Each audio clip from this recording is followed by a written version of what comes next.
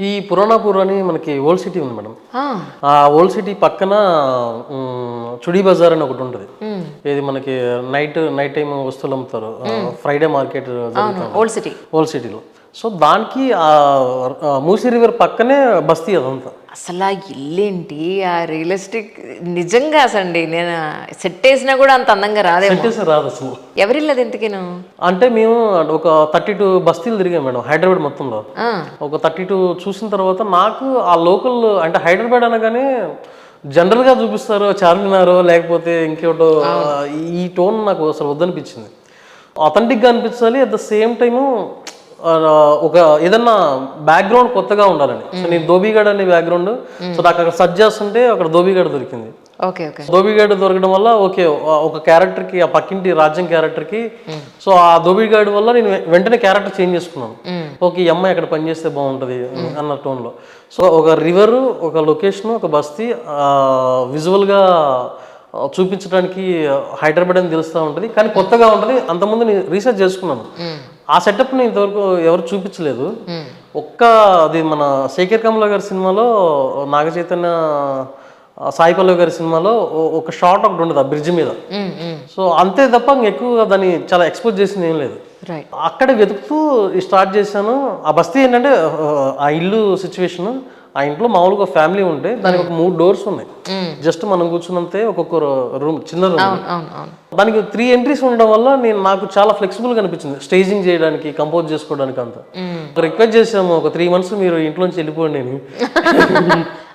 వాళ్ళు చాలా కోఆపరేట్ చేశారు మేడం. వాళ్ళు ఒక 3 months మా కోసం వేరే ఇంటికి వెళ్ళిపోయారు. ఆ బస్తీలో ఆ కాలనీలో ఉన్న ఒక లేన్ ఉంది చిన్నది, గల్లీ. సో అందరు సపోర్ట్ చేశారు. చాలా చాలా హ్యాపీ ఫీలింగ్ ఏంటంటే వాళ్ళు ఈవెన్ అక్కడ జూనియర్ ఆర్టిస్ట్ లేకపోతే మేము కాల్ చేసేవాళ్ళం, అన్న ఇక్కడి నుంచి ఇటు వెళ్ళేవాళ్ళు. అలా వెళ్ళేవాళ్ళు బస్తీ వాళ్ళు అలా. సో ఏదైనా ఆర్ట్ వస్తువులు ఏదైనా మిస్ అయిపోతే ఆ పక్కింటి వాళ్ళు, ఎదురింటి వాళ్ళు ఇచ్చేవాళ్ళు. సో నైట్ టైం ఏదైనా షూటింగ్ వచ్చేటప్పుడు బిఫోరే కాల్ చేసేవాళ్ళు. చిన్న గల్లీలు కాబట్టి ఏదన్నా నడవడానికి ఇబ్బంది అవుద్దని అలాంటి సినారియోలో సో వాళ్ళు నైట్ కీస్ ఇచ్చేవాళ్ళు.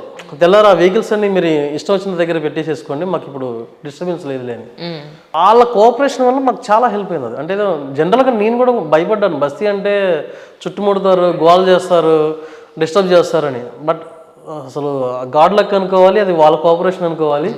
అక్కడ షూటింగ్ జరుగుతున్న ప్రాసెస్ అంతా కూడా చాలా హ్యాపీగా జరిగింది. అద్భుతం. మణిగారు సినిమా చూసారా?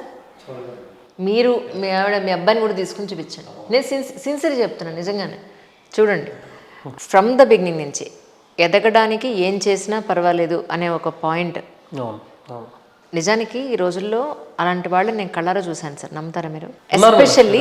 ఎస్పెషల్లీ ఇప్పుడు ఆల్రెడీ మూవీ రిలీజ్ అయిపోయింది కాబట్టి I can reveal each and every point. చెప్పచ్చు.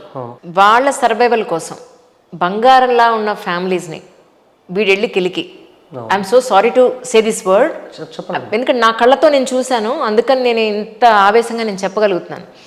బంగారంలా ఉంటుంది అమ్మాయి ఫ్యామిలీ, వీడి సర్వైవల్ కోసం అమ్మాయిని వలేస్తాడు, పట్టుకుంటాడు. ఆ అమ్మాయి సంసారంలో లేనిపోని గోళ్ళు కొట్లాట్లు అయ్యి అక్కడి నుంచి విడిపోయే స్థాయికి ఈ అమ్మాయి రెడీ అవుతుంది. రెడీ అయిన తర్వాత ఇక వీడు లిటరలీ అసలు వాళ్ళ పిల్లలు, అప్పటికి పిల్లలు ఉంటారు ఆవిడికి, నీ పిల్లలే నా పిల్లలు, అసలు నేను అద్భుతంగా చూసుకుంటా, నేనే అసలేం తండ్రి అన్నట్టు యాక్ట్ చేస్తాడు బాగా. బంగారం శుభ్రంగా అయిపోయి డబ్బు అయిపోయిన తర్వాత దాన్ షీల్ అండర్స్టాండ్, ఓహో వీళ్ళు మన వాళ్ళు కాదు, ఇది ప్రేమ కాదు. ప్రేమ అనేది నిజమైంది బాధ్యతలో ఉంటుంది తప్ప ఇదంతా కూడా వాళ్ళ సర్వైవల్ కోసం నన్ను వాడుకుంటున్నారని తెలుసుకోవడానికి చాలా టైం పడుతుంది. ఈ లోపల జీవితం అంతా నాశనం అయిపోతుంది. అది ఎలా ఉంటుందంటే అనకూడదు కానీ చేసుకున్న వాళ్ళు పోయారు, ఇంకొకళ్ళు పోయారు అన్నట్టు ఉంటుంది పరిస్థితి. తర్వాత ఇదంతా ఒక ఎత్తు అయితే అసలు మీరు ప్రాక్టికల్గా ఎంత అద్భుతంగా స్టోరీని చూపించారంటే, బయట నిజంగా మీరు కూడా మగవాళ్లే, బట్ అందరూ ఒకలా ఉండరు. అలాంటి మగవాళ్ళని నేను ప్రత్యక్షంగా చూశాను, కళ్ళారా నేను కథలు విన్నాను, వాళ్ళ ప్రాబ్లమ్స్ కూడా నేను సాల్వ్ చేశాను కాబట్టి నేను మాట్లాడగలుగుతున్నాను సార్. మేల్ మెంటాలిటీ ఎలా ఉంటుందంటే, ఒక సింగిల్ లేడీ ఉంది అని అంటే, I'm so sorry to say this, ఇక ఓదార్పు యాత్ర స్టార్ట్ సార్. నీకెందుకు అసలు ఒకవేళ ఉన్నాడే అనుకోండి, అందులో మీరు చూపించినట్టుగా యాజ్ ఇట్ ఈస్గా బయట జరుగుతోంది ఇదే. Can you believe it or not? నాకెంత హ్యాపీగా అనిపించిందంటే, బా ఏమన్నా తీసారా అసలు యాజ్ ఇట్ ఈస్గా జరుగుతుంది సొసైటీలో. హీరో అనే ఆ క్యారెక్టర్ ఎవరైతే ఉన్నారో మెయిన్ క్యారెక్టర్, అసలు నువ్వు పబ్కి వెళ్ళడం తప్పలేదు, నువ్వు సిగరెట్ తాగడం తప్పలేదు, అంతా మీ ఆయన తప్పే అనేటప్పటికీ వీడు కన్విన్స్ అయిపోతుంది. కన్విన్స్ అయ్యి వీడే కదా ఇదే కదా అసలు నిజమైన ప్రేమ అనుకుంటుంది. నిజమైన ప్రేమ ఏంటి, నిజమైన బాధ్యత ఏంటి? నాకు అక్కడ వాళ్ళ హస్బెండ్ క్యారెక్టర్ సార్, ఎవరైతే పాపం ఎన్ఆర్ఐ ఉన్నాడు, ఆయన క్యారెక్టర్ పాపం నాకు చాలా బాధ అనిపించింది. వైఫ్ వేరే వాళ్ళతో ఉందని తెలిసి వదిలేదు, ఆయన రిక్వెస్ట్ చేశాడు. అండ్ మోర్ ఓవర్ ఇది ఒక రాంగ్ ట్రాప్లో పడింది అని వాళ్ళకి ఇన్ఫార్మ్ చేసి సేవ్ చేయడానికి తన వంతు ప్రయత్నం తను చేశాడు. ఇది సొసైటీలో జరగదండి. అది ఎవరితో ఎఫ్ఐఆర్ పెట్టుకుందా వదిలేసే అని అంటారు తప్ప, అంటే పిల్లల కోసం తన బంధాన్ని నిలబెట్టుకోవడానికి అసలు మీరు అద్భుతం అండి, అద్భుతంగా చేశారు. అసలు నిజంగా చాలా హ్యాపీగా అనిపించింది నాకు సినిమా చూసి. అంటే ఎందుకు అనుకున్నారు అలాగా? అయితే పోతే పోయింది, కొట్లాటను వదిలేదు ఎందుకు మీరు? ఎవరికైనా కానీ నీ జనరల్గా నమ్మేది ఏంటంటే తప్పు అనేది ఎక్కడైనా జరగదు. అండర్స్టాండింగ్ అనేది చాలా ఇంపార్టెంట్ అండి. సో ఇప్పుడు ఆమెకున్న సిచ్యువేషన్ బట్టి, ఆమెకున్న విధానాన్ని బట్టి నేను ఒక బ్యాక్ స్టోరీ రాసుకున్నాను ఆ క్యారెక్టర్కి. సో ఆమె ఒక ఎన్ఆర్ఐ, కొంచెం రిచ్గా ఉండొచ్చు. ఈ హస్బెండ్ క్యారెక్టర్ అనేవాడు వాడు ఎన్ఆర్ఐయే, కాకపోతే ఒక మిడిల్ క్లాస్ నుంచి వెళ్ళాడు ఉండొచ్చు. సో వీడికున్న అండర్స్టాండింగ్ వేరు ఉంటుంది, ఆమెకున్న అండర్స్టాండింగ్ వేరు ఉంటుంది. అబ్సల్యూట్లీ. సో ఆమె అంటది అక్కడ డైలాగ్ అంటది, వేరే రెడ్ డ్రెస్ మీ మదర్ యాక్సెప్ట్ చేయలేదు అని. అది చాలా సిల్లీ పాయింట్ అని వాడి పాయింట్. ఎగ్జాక్ట్లీ, అది సిల్లీ పాయింట్. అదేదో అంటే ఇప్పుడు వాళ్ళు విలేజ్ నుంచి వచ్చిన వాళ్ళు, ఇండియన్ నుంచి వచ్చిన వాళ్ళు ఇలా ఎలా అనే థాట్ అనేది తనకుండేదండి. నిజం నిజం. సో ఈ అండర్స్టాండింగ్ అనేది ఎవరికో ఒకరు ఎవరు కరెక్ట్గా ఉండరు, ఎవరు రాంగ్గా ఉండరు, వాంటెడ్గా ఉండరు. అప్పుడున్న సిచ్యువేషన్ బట్టి వాళ్ళు బిహేవ్ చేస్తారు. ఇద్దరు ఇలా ఇడిపోయారు అనుకోండి, సో దానికి మీనింగ్లెస్ ఉంటుంది కదా. అందుకే ఆ ఇద్దరు పిల్లలు కూడా ఫోన్లో చూపించారు, అంటే మీ సఫర్ అవుతున్నాం మీ ఇద్దరు వల్ల అనేది. ఎగ్జాక్ట్లీ. ఎవరో ఒకరు అర్థం చేసుకోవాలి, అర్థం చేసుకుంటేనే ఆ ఫ్యామిలీ గెట్ ఇన్ అవుతుందనే ఉద్దేశంతో నేను ఆ సిచ్యువేషన్ అక్కడ పెట్టాలనుకున్నాను. అండ్ మోరోవర్ మీకు ఆ కథలో అమ్మాయి తాగడం, ఎన్ఆర్ఐ ఆవిడ తాగడం, నిజానికి ఈరోజు యంగ్స్టర్స్ అందరూ తాగని వాళ్ళు ఎవరు లేరు, వెరీ ఫ్యూ.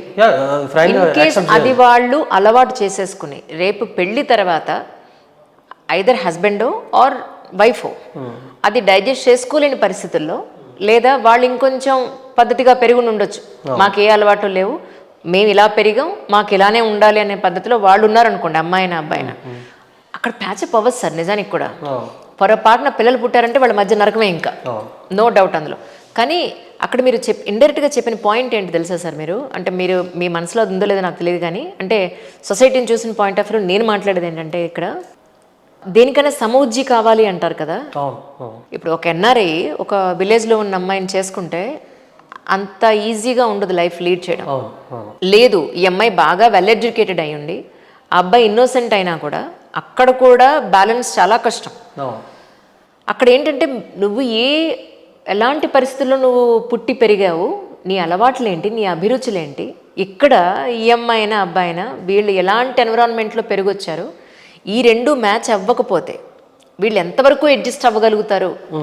తీరా అడ్జస్ట్ అవ్వని పరిస్థితులు వచ్చిన తర్వాత అప్పటికి ఒకళ్ళో ఇద్దరు పిల్లలు ఉంటారు. సో ఎలా అయిపోతుందంటే అసలు అన్ఈవెన్ లైఫ్ అయిపోతుంది. అది మీరు ఎంత చక్కగా చూపించారంటే, అంటే పెళ్ళికి ముందే కళ్ళు తెరుచుకోండి, పెళ్ళి అయిన తర్వాత ఇంత ప్రాబ్లమేటిక్ చేసుకోకండి లైఫ్ని అని. దట్ అద్భుతంగా చూపించారు సార్ మీరు నిజంగా.